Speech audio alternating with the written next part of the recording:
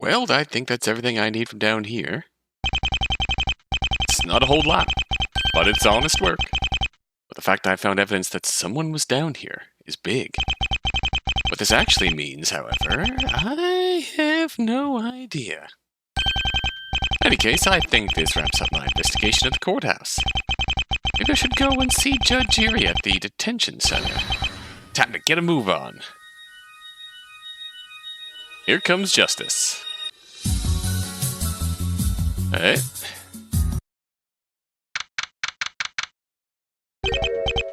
Come on, sir. What's the harm in it? Huh? Who's that voice? The Gambit law firm comes with a not guilty verdict guarantee. Oh no, Aiden Gambit. And something tells me you could need that right now, sir. It seems like someone is already here. Bah!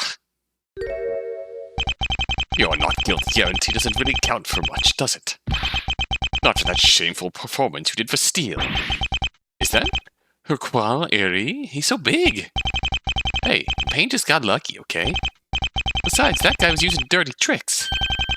They'd have to defeat Aiden Gambit. Oh no. So that's Aiden Gambit, huh? Bah! Are you deaf? I already have an attorney to represent me. Get lost! Hey, I know our conversation is very riveting and all. Don't you think it's wrong to eavesdrop? You can see me? Hey, it's okay, I understand. You're the greenhorn they hired instead of me, right? Hey, you're not very old yourself, buddy. So what's your name? You got one, right? I'm Apollo Justice? Justice, huh? You mean that guy who works at that talent agency? Oh, you heard of me. So, let me get this straight. Instead of hiring a talented lawyer like myself, you decide to hire someone to do some magic tricks? Hey, what the hell? Just who does this guy think he is? Enough, Gambit. I've already given you my answer. Now, if you don't mind, I'd like to speak with my attorney. Hey, it's fine. I know when I'm not welcome. Just don't come crying to me when the magician bungles up his tricks, all right? Don't come crying to me if you ever get in trouble, big head. All right, peace. Sorry about that. Man wouldn't leave me alone all day. It's all right. He's gone now. So Aiden's very interested in being involved in this case. Intriguing.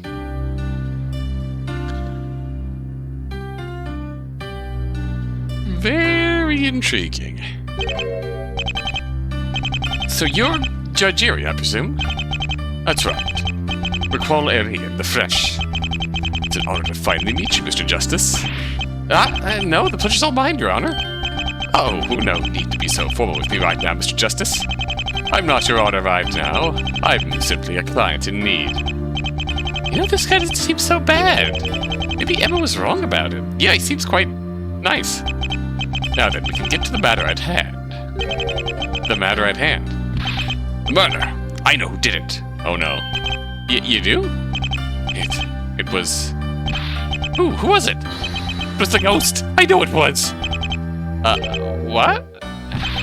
Don't mess with me, Mr. Justice. Surely you know what I'm talking about. It was the ghost that haunts the halls of our courthouse. Oh no. Never mind, I take it back. This guy's a loon. Oh dear.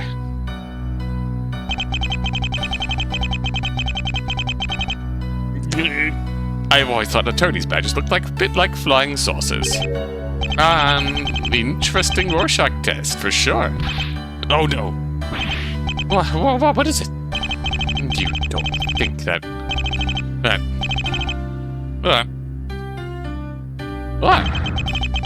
aliens have taken over our courts by pretending to be lawyers, do you? Oh, his expressions are...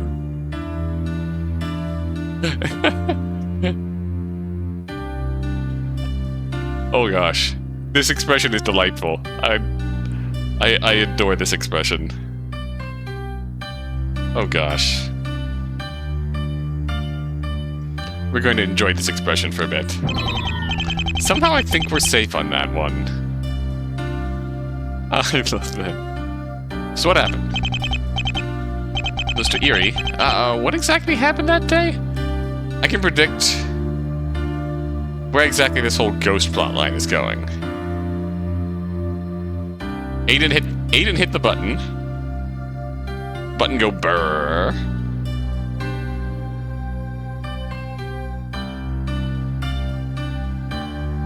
And button go brrr and strung up the victim, so to an outside observer, it probably did look like a ghost just straight up hung the dude. What exactly happened that day? What were you doing at the time of the murder? Well, as it happens, I was in my office at the time of the murder.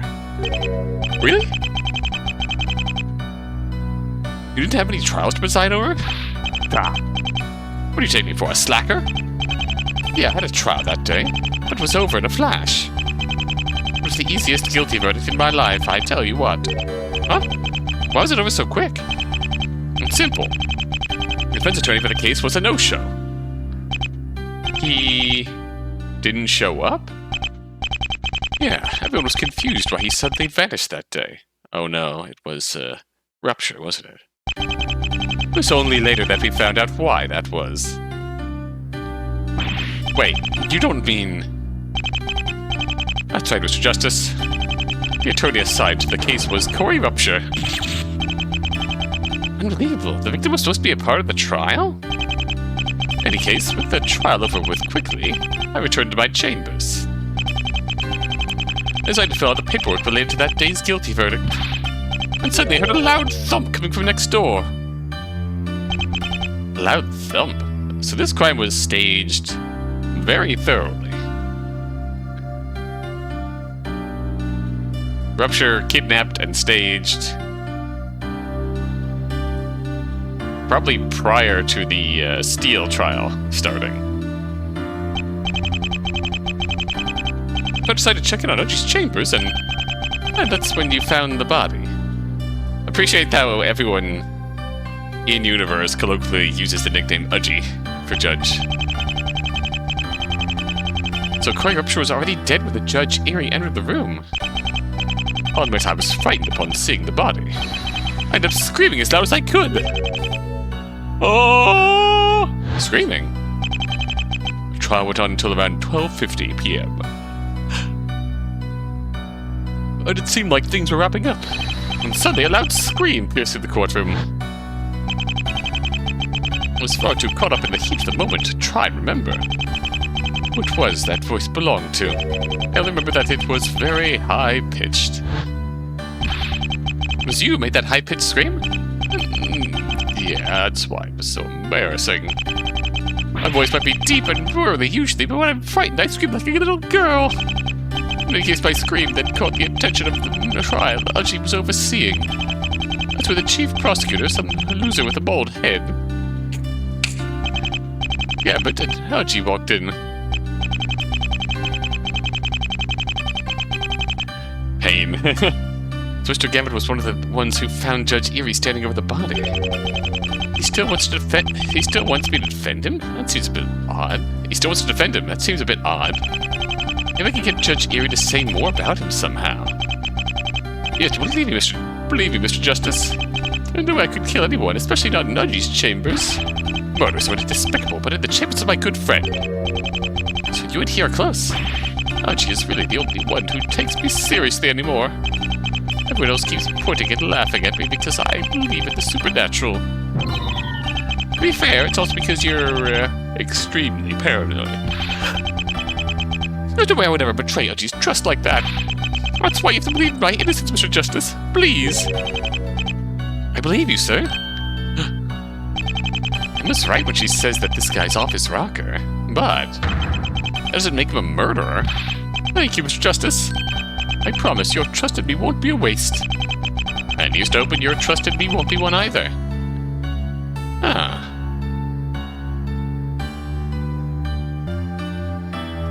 Alright. And ghosts. So, you think a ghost committed this murder? I don't just think so, I know so. There was supposedly some kid who died after testifying about his dead parents. Wow, that sounds oddly familiar.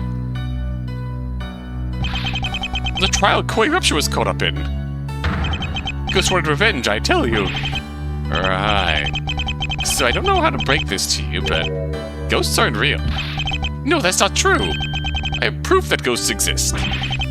This should be good. I'm sure you've heard, but a while back there was this lawyer named Phoenix Wright? Mr. Wright? Why is that name coming up now? See, he was in a case a while back where he was defending this acolyte. This case was based around the idea that the ghost came back for the dead. And the ghost tried to kill his assistant. Wait a minute. Is he talking about the famous State vs. Iris case? It was incredible. Everyone in the courtroom thought he'd gone insane.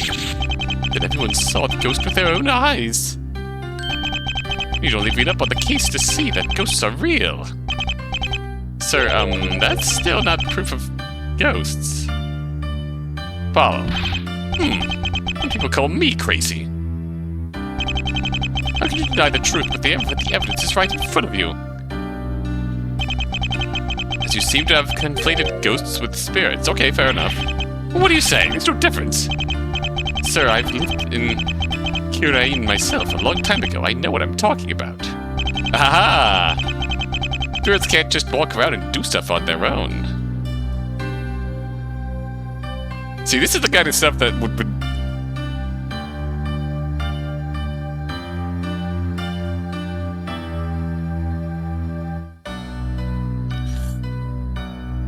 Not to get me started on a sidelong rant here, but... the fact that they're calling Apollo Justice, Dual Destinies, and Spirit of Justice the Apollo Trilogy is insulting.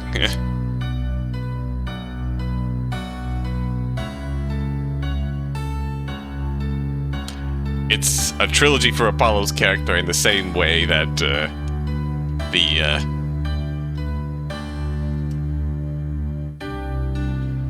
Star Wars modern trilogy is a cohesive trilogy. It's just not. They made up each piece along the way and seem to want to go in a different direction each time, which makes sense. They're trying out new gameplay mechanics and just kind of tangentially trying to make this Apollo story and failing at making this Apollo story.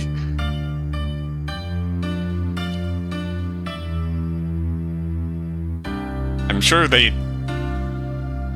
when they were writing Dual Destinies, they had no idea that they were gonna take the plot in the direction of going to the foreign country, which is the source of the Curane's spirit channeling technique and whatnot. And hell, hey, Apollo lived here too and whatnot, but yes, it's like hard to go back and cohesively make this a trilogy, but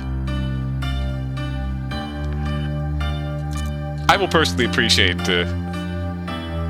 this mention as one of the things that would have been nice to hear, to actually try and tie Apollo's character into a cohesive character arc between the three games in the Apollo Justice trilogy. They need a medium to channel them before they can interact with our world. The big difference between spirit channeling and poltergeists. In that matter, I apologize, Apollo. You are absolutely correct in this case. The main difference being that one of these things are real. Then how do you explain what happened? These chambers were locked at the time of the murder. There was no way for the killer and victim to enter the room. The ghost must have phased the body through the wall. It's the only explanation. Jajiri, calm down. You're scaring the guard. I'm sure there's a perfectly logical explanation for what happened. Though what that explanation is, I have no clue. And here I was considering having a lunch meeting with you. I suppose that will have to be rescheduled now. Eh? What? Would have said no anyways. What, to talk about ghosts? You might enjoy an interesting... You might enjoy an interesting conversation with Apollo about mediums and spirits. Let's present Aiden's profile to you. That's Aiden Gambit. What do you think about him, Judge Erie? Well, I've never actually had him in my courtroom before. That said, I did not appreciate his constant insistence to be my lawyer before you arrived. I kept telling him I already had a lawyer, yet he refused to budge at this point. Those of you in the comments theorizing that Aiden is potentially the lost boy from the past trial, who is apparently presumed dead. Those of you who has it on your bingo card that Aiden is in fact the lost boy, give yourself some points, because the stock in that theory is going up. That is quite odd. Did he say why? Something about common practice or something. Huh? It's apparently common for attorneys around here to solve crimes they discovered. I'm pretty sure that's only common with Mr. Wright and me. Yeah. It's really strange, though. By all accounts, Gambit should really not be sticking his nose into our courts. But, huh? Can you explain what you mean by that? Gambit isn't from this jurisdiction. He shouldn't be taking cases here. Interesting. Should probably ask more about the Aiden Gambit guy. That is an interesting point. Who exactly is Aiden Gambit? Why is he taking cases from outside of his jurisdiction? Gambit is pretty well known in a city up north. He's gathered something of a following for dealing with some high-profile cases. There's tons of corruption, wherever you look. Big-name people causing big-time trouble. I'm all for stripping these people of their power, believe me. From what I've seen, taking on so many people has given Gambit a big head. You think this has something to do with that why he's chosen to litigate cases here? Could be. A giant slayer needs giants to slay, after all. Even so, I don't like outside actors influencing our courts. For once, I think we're in agreement. Not helping his big head is that fan base of his. I've seen a prosecutor with a fan base before, but it was because he was a rock star. Well, Gambit doesn't really do anything like that. He mostly just keeps to doing law. No side gigs as far as I know. For some reason, though, he still has groupies that watch him at every trial. You look like the sort of an old man as you say that. Still, I have to admit, I'm confused about that, too. Is it the hair? It's probably the hair. I tell you, though, there's definitely more wrong with Gambit than that. You know what my personal theory is? He posts TikToks. He's a TikTok influencer. Huh? What do you mean? The guy's been acting strange. Like me refusing his request for something of a big deal. It's like he's planning something. That's what it feels like. To admit, I kinda got the feeling something was up with Gambit as well. Planning something by taking his case. It's odd. He seemed to have a lot of animosity towards me for taking this case. Planning something is an odd wording, but this point is very much true. Interesting. Are we just imagining things? Or is he really up to something? Who are you really, Aiden Gambit? I think that's all I wanted to ask. I'm glad I could be of help, Mr. Justice. I'm thinking at last this brings my investigation to a close. Mr. Justice, we do have a chance in court tomorrow, right? Not a prophet, Judge Erie. I can't claim to know what tomorrow will bring, but I do know this. No matter what happens tomorrow, I won't give up on you. Very well. Put my life in your hands, Mr. Justice. I really don't believe Judge Erie killed anybody. I don't know how all of the clues I found pieced together. The second secret passage, the magnetic pole, the sign someone was in the library. All these things connect. It's just a matter of figuring out how. This brought Apollo's investigation to a close. Not a single person involved with the case got a good night's rest that evening. Not Apollo, not Edgeworth, not even me. While Apollo and Edgeworth were going over their cases in their heads, I was busy hoping and praying that this would finally be the case. A case that would get the world to see the merits of the Jurist System. Then, finally, the big day came. The day of reckoning. The day the Jurist System died. And they were singing, bye, bye, Miss American Pie.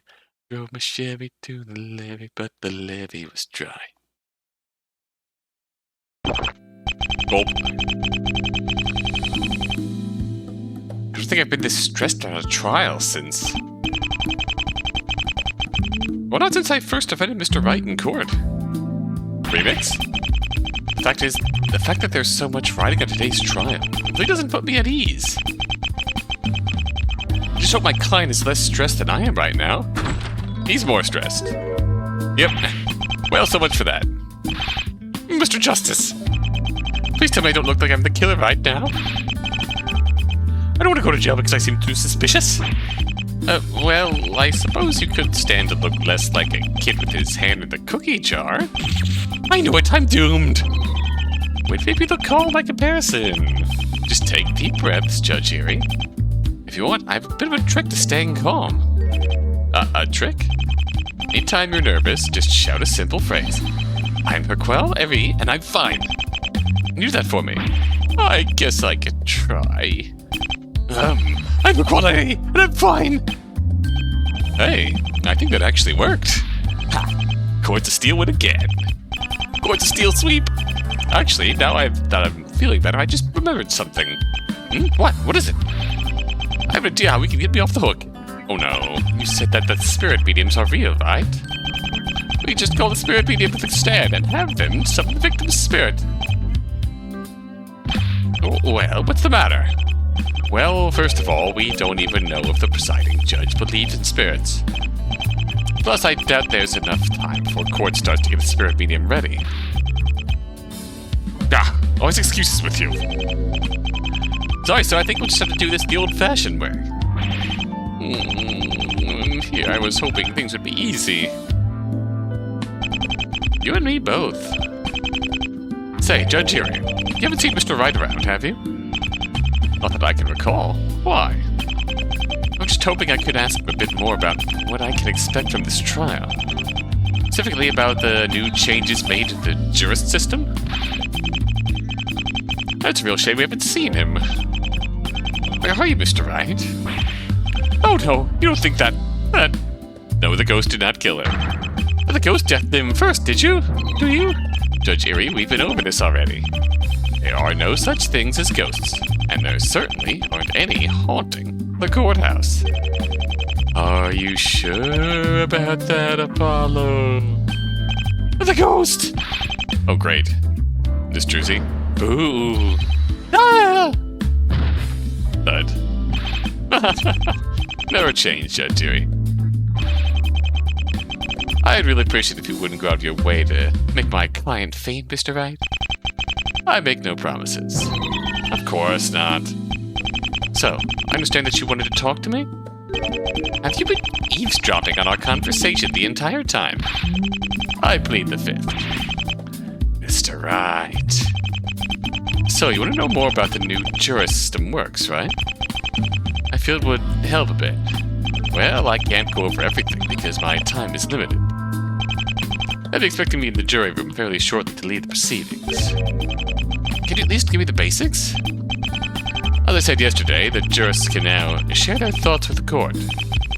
It's actually a system based off of some of the juries from a long time past. Remember back in those days, juries could just interrupt the trials at their leisure. You can imagine it got pretty chaotic. So how'd you fix that problem?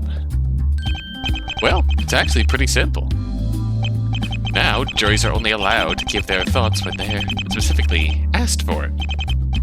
That way doesn't just turn into pure chaos every 5 seconds. So I can poll the jury during cross-examinations? It's interesting. Of course, you need to know what the jurors' expertise are.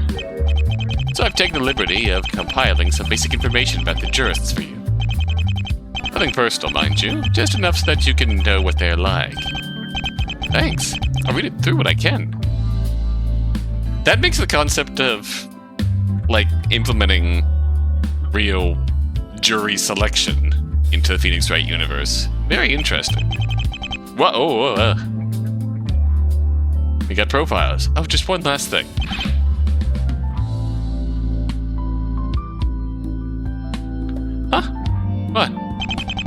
reach a point where you're stuck and can't move forward, that will be that.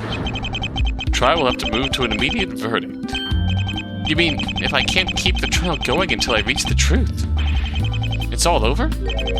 Not necessarily. What do you mean? As I said, I don't have the time to explain everything now.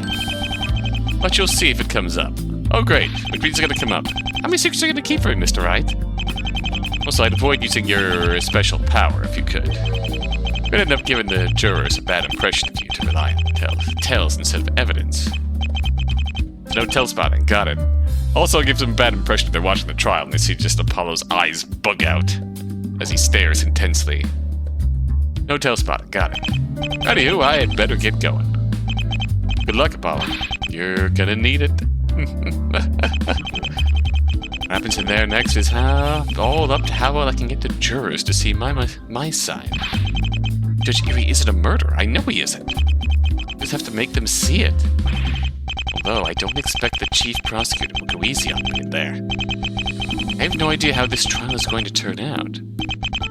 Only a growing sense of unease about what's around the corner. Alright, let's take a look at these jurists. So, juror number 1, age 49, female.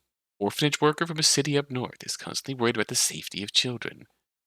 City up north, which is vaguely what we described as Aiden Gambit's home turf. Juror number 2, 35, male. A cynical journalist who has seen multiple trials. Often, easily irritable and quick to jump to insults. That's going to be interesting. Juror number 3, age 53. Supposedly famous actor who's in a bit of a fitness buff. Wants to hide his face for some reason.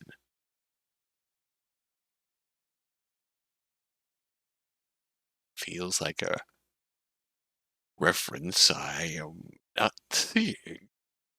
Are you Super Macho Man from Punch-Out? Bird. Juror number 4, age 19.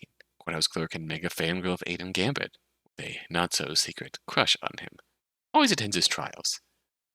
Concerning bit of jury selection there, but alright. Interesting. Courthouse clerk. Juror number 5, age 21, female. Enthusiastic mystery buff who fancies herself a private detective. Holds many lawyers in high regards. Interesting. Juror number 6. What? A paranormal investigator that was sitting in on Manny Steele's trial to verify claims of ghosts. That's quite interesting. Whoa!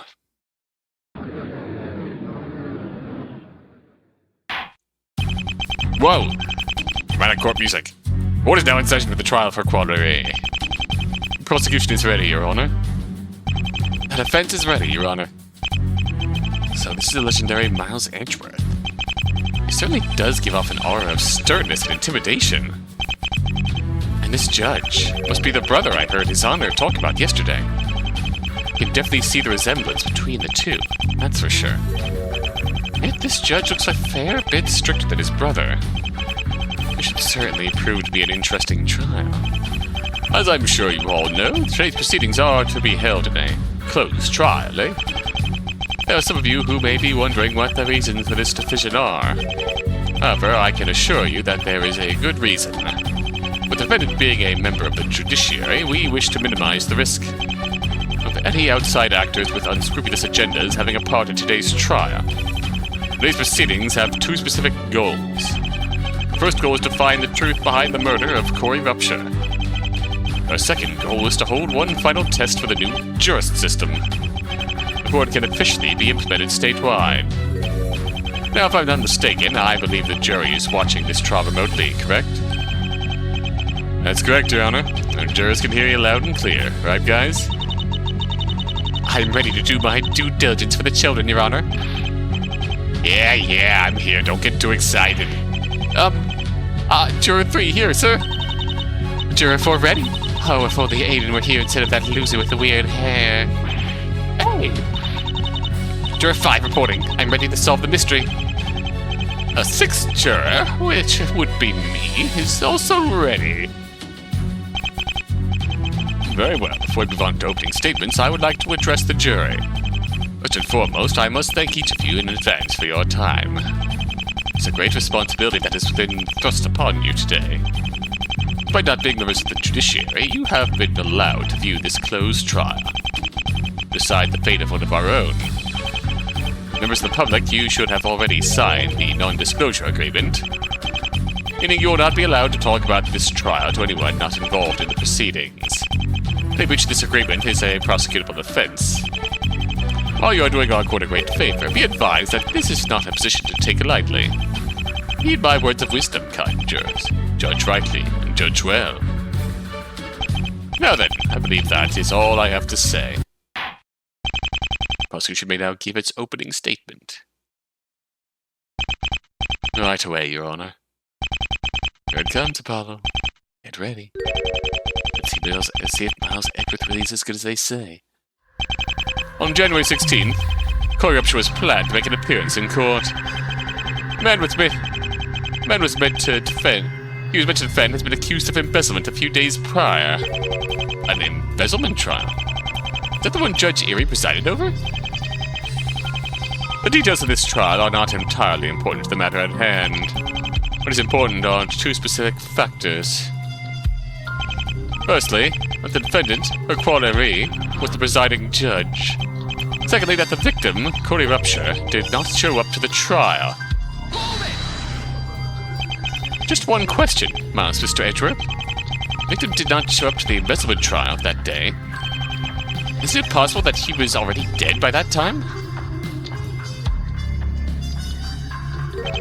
If only it were as simple as that for your case, Mr. Justice. What do you mean? I asked the court to take a look at the Corey Upshur's autopsy report. It states that the victim was killed at some time between 12:30 to 12:50 p.m.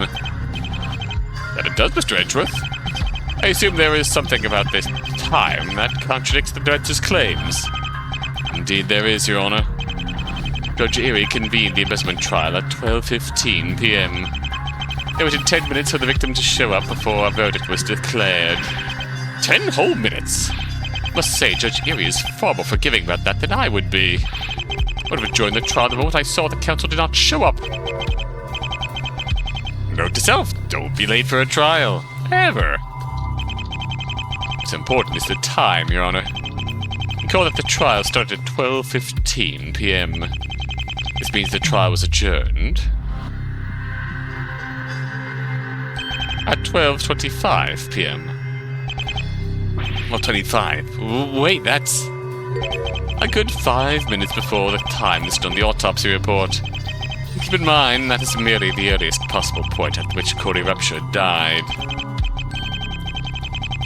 In short, it is impossible for Corey Upshur to have been killed while the trial was in session. He still had to have been incapacitated in some way, because, frankly,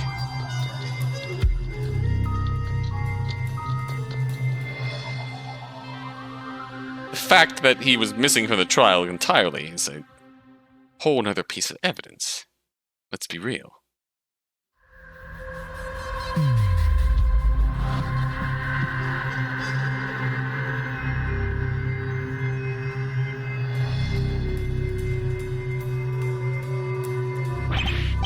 Damn it! There goes my main argument.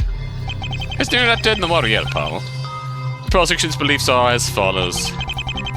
At some point between 12:25 and 12:50, the defendant met with the victim that day and had him come to his chambers to discuss why he did not show up to the trial. At some point, the discussion became heated between the two men.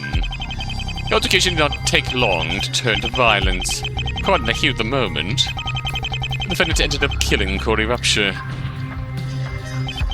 This is what the prosecution aims to prove during the course of this trial.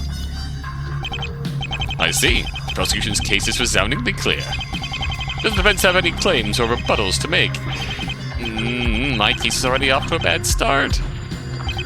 Be cool, Justice. Just have to stick to my guns. Your Honor, the defense claims that a third party is responsible for this crime. We'd have to prove the existence of this third party and how it eluded us. That sounds awfully similar to Aiden's argument in the larceny trial. Just what I'd expect from his apprentice. I do look forward to seeing what you've been taught, Apollo Justice. I hope that you don't disappoint me. I won't. Yeah, confidence. Very well then, Mr. Edgeworth. You may now call your first witness to the stand. Certainly, Your Honor. There she is. Witness, please state your name and occupation. I'm a Sky, detective. And one of these days, a forensic investigator. Your enthusiasm is appreciated, Miss Sky. However, I would prefer if you would stick to the relevant information for today. Oh. Yes, sir. If you pause the video right here, you can see the exact moment where her heart breaks. Just right here. Just freeze frame. There it is. Fucking shattered. My girl, I'm sorry. Rest assured, however, that if your testimony is satisfactory today, I would be happy to put in a word to the Chief of Police regarding a change in position. Yes, sir, of course. Thank you, Mr. Edgeworth. I don't think I've ever seen Emma's face light up so fast. Now then, Detective Sky, you were in charge of the investigation, correct? That's right, sir. Would you mind sharing the results of the investigation to the court? Right away, Mr. Edgeworth. I can barely hold herself together. Like she's been told she's won the lottery. Alright, let's hear it. Whoa, hello. Evidence in this case paints a pretty clear picture of what happened. Bruising on the victim shows that the two of them got into a scuffle, though it was one-sided at best. At some point in their altercation, the defendant used a rope tied like a noose on the defendant. Marks on the neck prove that the killer tried to strangle the victim. The victim was taken to the neighboring chamber to frame it as the apparent crime scene. For some reason, the defendant screamed loudly, attracting the attention of courtroom number 3. Those in the courtroom rushed to find the defendant standing over the victim's body. I see. The case presented by the detective's findings is very solid indeed. As Miss Sky has made clear, there is only one logical conclusion to draw. Ooh, hefty sign. The only one who could have killed the victim is the defendant, or qual ire. That does seem to be what the evidence is pointing towards. It really is lucky that my brother had an alibi at the time of the murder. I would hate to have seen him in the defendant's chair. In any case, the defense may begin their cross-examination. I did notice something odd about Emma's testimony. Something in her testimony that just doesn't line up with the evidence.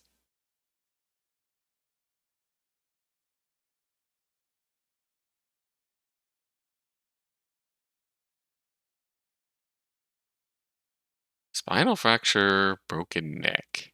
It's the cause of death. Noticed it. I'm willing to bet Edgeworth noticed it too. I feel like pointing it out would be walking right into a trap. Don't really see any other way around it. This really is vintage Edgeworth. And I dig that. The old obvious trap scenario. Ooh, we can press the witness or poll the jury. Hold it! How long did it take for investigators to arrive to the scene? Not very long at all, actually. Gotta keep in mind that the murder took place inside a courthouse. There are plenty of officers and detectives here, ready to give testimony to various trials. Yours truly being one of them. So, you were also at the courthouse on the day of the crime. As luck would have it, I was also actually caught up in the embezzlement trial that day. I was supposed to give my testimony about my investigation into the case. For obvious reasons, that never happened. The victim didn't show up at court. points in my life, I actually found myself agreeing with Judge Erie. It's also pretty miffed that Rupture had apparently refused to come and defend his client. Because he abandoned his client, or because you came to court for nothing? Yes. Indeed. How reckless of Mr. Rupture to just abandon his duties like that. We only hope that others here are not quite so irresponsible with such matters. Indeed, Mr. Edgeworth. It truly would be a shame to see others here be so disrespectful to our courts. Hey, I'm not the one who skipped court. Why are you looking at me like that? What the fuck? In any case, we've already thoroughly gone over this point. Even so, Francisco would like to send the deceased her thanks for an easy victory. The crazy whip lady from some of Mr. Wright's old cases? Well, getting back on topic, I was just about to be ready to head on out of here. Walking down the steps of the courthouse when the scream happened, so I didn't hear it. Just as I was about to get in my car, some old guy burst out all of a sudden, screaming about how there was been a murder in the courthouse. You know what that means. Hold it! Leave it, this guy! There's a murder in the courthouse! Objection! That's when I knew something serious had happened. The man guided me back to where the body was found, and I tried to take control of the scene. With Aiden Gambit having called the police, it didn't take long for other officers to show up.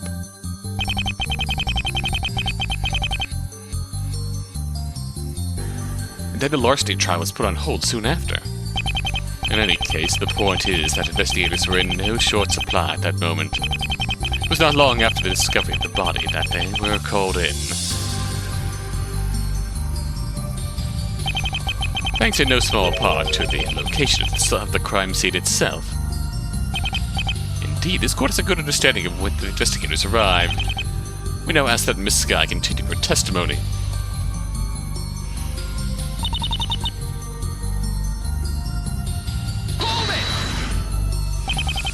The scuffle was one-sided? How exactly could you tell? As I said, it's obvious from the bruises that something went down that day. However, whenever there is a sign of a struggle, there's something we usually look for. And what would that be?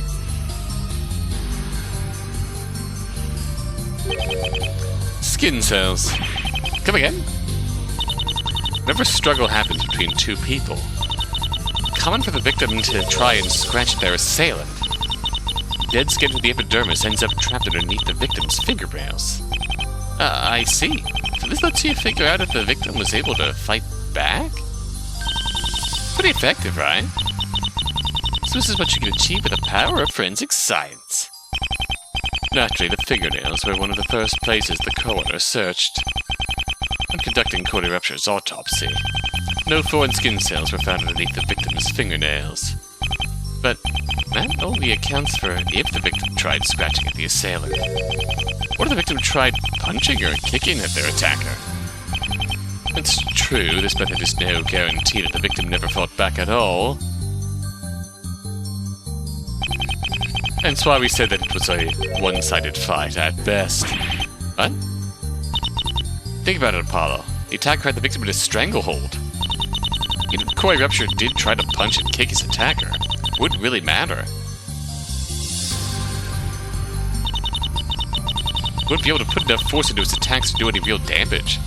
Yeah, I feel like instinctively if you've got like someone's hands around your throat, your instinct is to like grip at their hands, try to remove the pressure point that is restricting you. Especially not against a man like Hercule Herri. It's true, while in such a vulnerable position, you likely wouldn't be able to get a good foothold. The victim really was completely helpless then. Now then, Miss Skye, you mentioned that the assailant caught the victim in a stranglehold. Can you please describe what happened next? Rope? Tied like a noose. That's an interesting point. There's one thing that's been bugging me for a while now, Miss Skye. Where exactly did the rope come from? Admittedly, we're not too sure of that ourselves. It would have been something that the defendant kept lying around his office. Reasons why he might have had it, however, still elude us. I do have a theory about that. Though admittedly, it is just speculation. Speculation is not as enticing as evidence, Mr. Edgeworth. Regardless, the court is still all ears.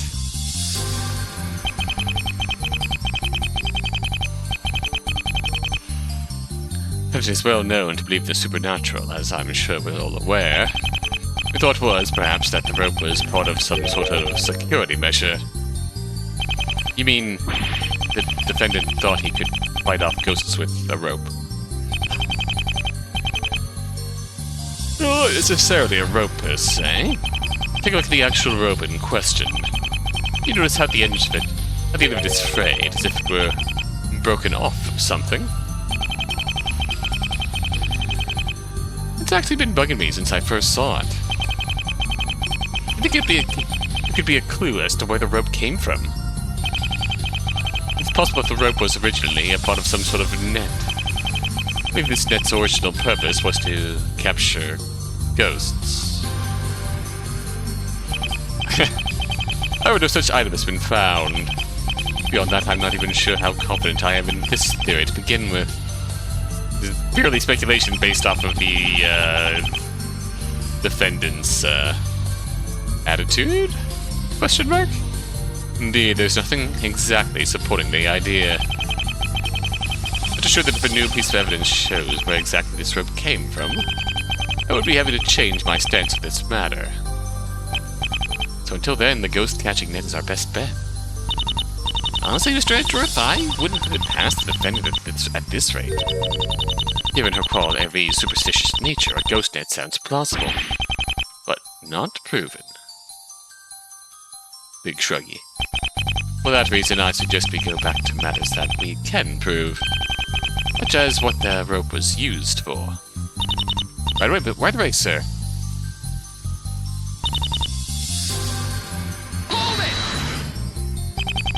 Let me understand something, Emma. You believe the killer's main goal was to strangle the victim? He wasn't using that rope to give him a hug, that's for sure. Yeah. But how can you even be sure? What are you on about, Apollo? I mean, how do you know that this killer's intent was to strangle the victim with the rope? It's right there in the autopsy report, see? It clearly states that the victim was being strangled. Sure, the autopsy report does say that. What if the killer's intended method was something completely different? You'd have a hell of a time proving it, in that case. If he knows that the autopsy report says that the victim was strangled.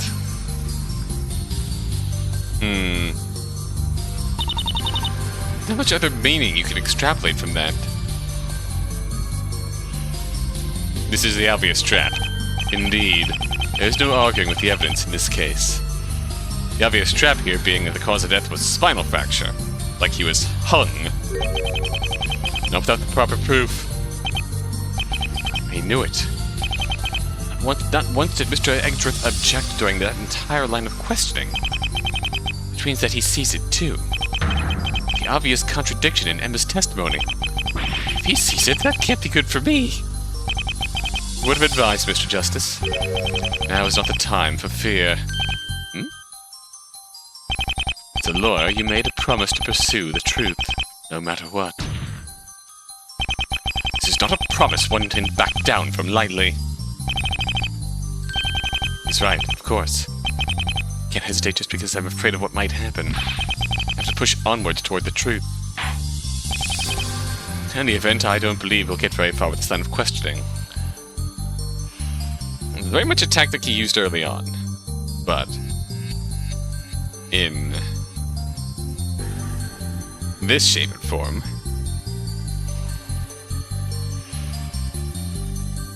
it's more like a tactic he wants to set up to help guide the trial and get all the evidence out there in an orderly fashion so we can get it all out there in the most efficient way possible. Still feels very old school Edgeworthy, but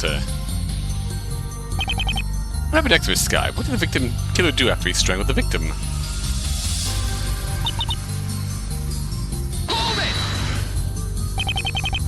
The culprit took the victim into the neighboring chamber. What reason was there to do that?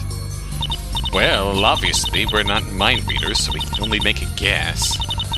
Likely answer, however, was that the defendant intended to frame the other judge. But frame his honor?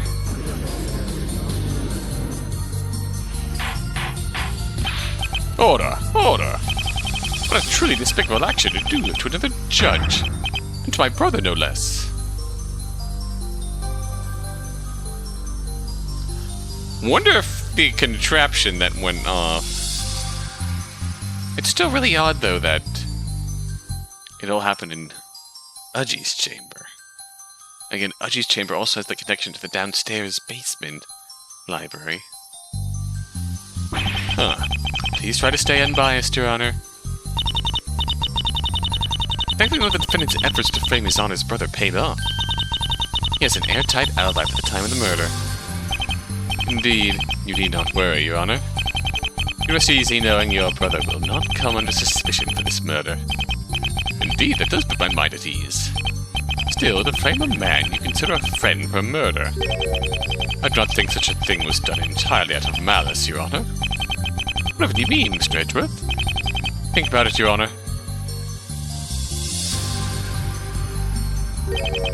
Where did the murder take place? Murder took place at the courthouse. Precisely. There was too much security. The defendant knew the body would be discovered. No matter what he tried to do to hide it. Not to mention he had little options to smuggle it out of the building. But with no choice, the defendant decided his only option was to frame his good friend. Objection! Hold on, that's just speculation. There's no proof that anyone was trying to frame his honest brother. Objection! The body was found inside a judge's chambers, Mr. Justice. The judge had an alibi for the time of the crime. So this was not done in an attempt to frame an innocent party. Whatever reason was there? He's got a point. Fortunately, I don't think I have the answer to that. Regardless of the reason, the victim was moved to the neighboring chambers. That's the important takeaway. You are absolutely correct, Miss Sky. Thank you, Mr. Edgeworth. Sure must be nice to be validated by your crush. Hate to break it to you, Emma, but that man is definitely rooting for the other team. In any case, the defendant moved the victim to the neighboring chambers. What happened next, though, was a bit odd.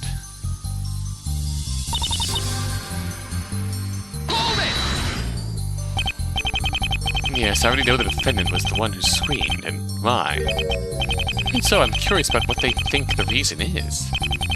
Miss Sky, I have one question for you. Shoot! Bang! Why is it you think that the defendant screamed?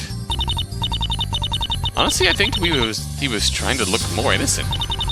Played the part of the helpless fool who stumbled across the body, you know? Hold on just 1 second. My client is a helpless fool. That doesn't make a lick of sense. What do you mean? Just think about it, Miss Sky. Why would the defendant need to do that?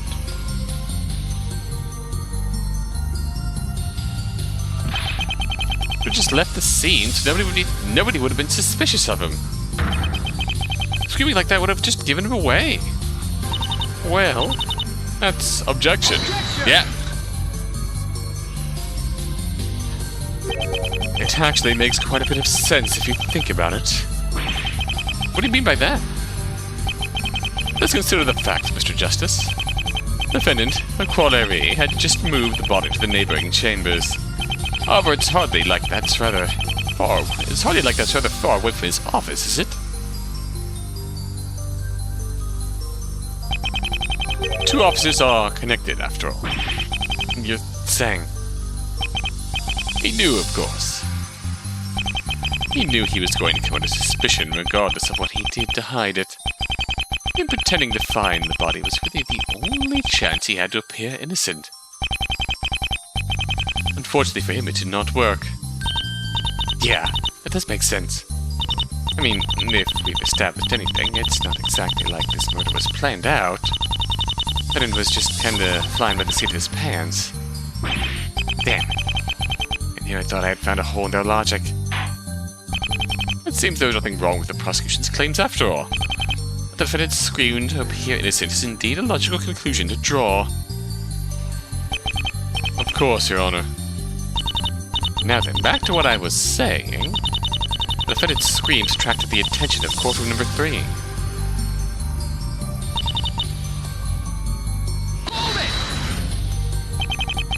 Around what time did the group go from courtroom number 3 find the body? According to the reports, it was sometime around 12:50 p.m.? 12:49 to be exact. However, that's a small detail. The point is, this is the absolute latest time at which a coronary rupture could have died. That's correct. The man was already dead before his body was discovered by the others. This is why that time was chosen for the later estimate of the autopsy report. Well, I mean, if they wanted to get more precise, they would have subtracted a minute. It truly is lucky that the body was found as quickly as it was. It allowed us to have a time span of 20 minutes for a possible TOD. A detail that helped to negate Raquel-Erie's possible alibi. Which is great news for me, because now I have to do twice the work. So, there's no possibility that the victim was killed after you arrived. I made sure to check the victim's pulse that day. Needless to say, there was no trick. Man is already dead. Right. Should have expected Edgeworth to have already thought of that. Meanwhile, all his tricks keep backing me into a corner. Still, I cannot but wonder if there really is no trick to what happened that day. How did the real killer manage to slip by undetected by everyone else? No matter how much I try not to see it, the contradiction is just too obvious. But the way Edgeworth didn't notice it either. There's no doubt about it. He's definitely planning something. It's just no time to get cold feet. If I see a problem in the testimony, it's my job to point it out. No matter what.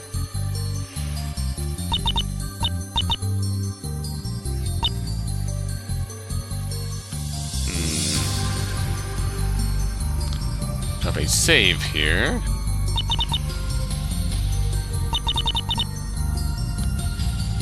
Just to see what the hell happens, we're going to pull the jury once. Your Honor, I would like to hear what the jury thinks about this statement. Very well, Mr. Wright, if you would, please. Sure thing, Your Honor. What do you guys think? The idea of being strangled to death makes my stomach churn. Ah, pull yourself together, you big baby. This is a murder trial. Of course there's going to be some sickening stuff. I know, but I just feel like I'm gonna... Oh god, somebody get him a barf bag. Do not want him throwing up on me. Lovely. While they're busy over there, I actually had a question for the prosecution. Ooh. Did the victim show any other signs of strangulation besides the impressions on his neck? You know, bloodshot eyes, swollen tongue, all that stuff. Ah, so good to see that someone else has done their research. We have a young mind destined for the forensic arts. Actually, I just looked it up on my phone. Uh-oh. To answer your question, juror number 5, the answer is yes. Acute signs of strangulation were found during the autopsy. Acute signs? Looks definitely not right about that. Especially not with the claims the prosecution is making. I see. I think that answers my question then. I feel even sicker now. Ew, keep him away from me! Sure, if you need to strong stomach me things. Okay, this is gonna be fun.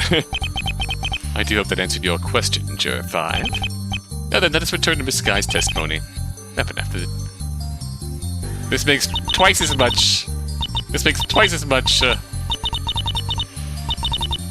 cross-examination text to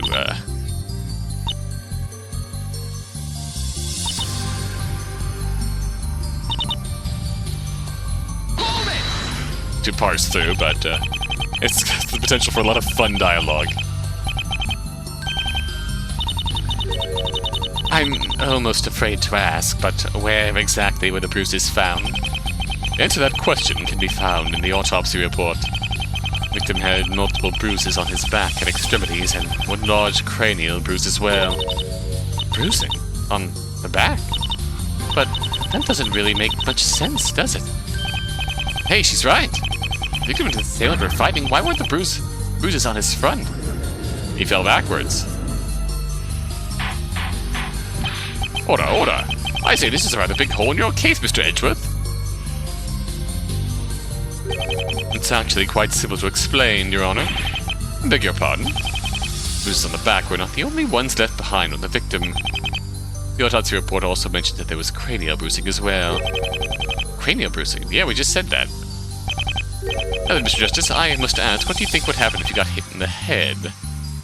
Well, I imagine I'd get rather dizzy and fall over. Yeah, wait, you're saying... He got hit in the head and fell over on his back. I see you figured it out. The victim was hit in the head during the fight and fell backwards. This is what left the bruising on the victim's back. The defendant then took the opportunity to put the victim in a stranglehold. And then he took the victim's life. This is the truth of what happened that day. Yeah! Wow, Mr. Edgeworth managed to completely turn it around. Indeed, it's clear that he's given this case a lot of thought.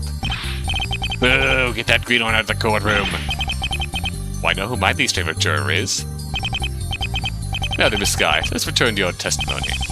What happened after the victim was put in the stranglehold by the defendant? I might have to mix, I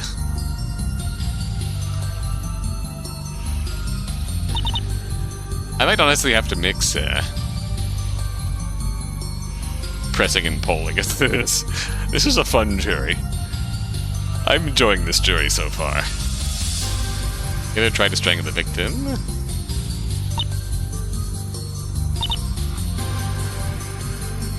Objection! What's on the autopsy report here? Hold on 1 second, this guy. I'll drop another save.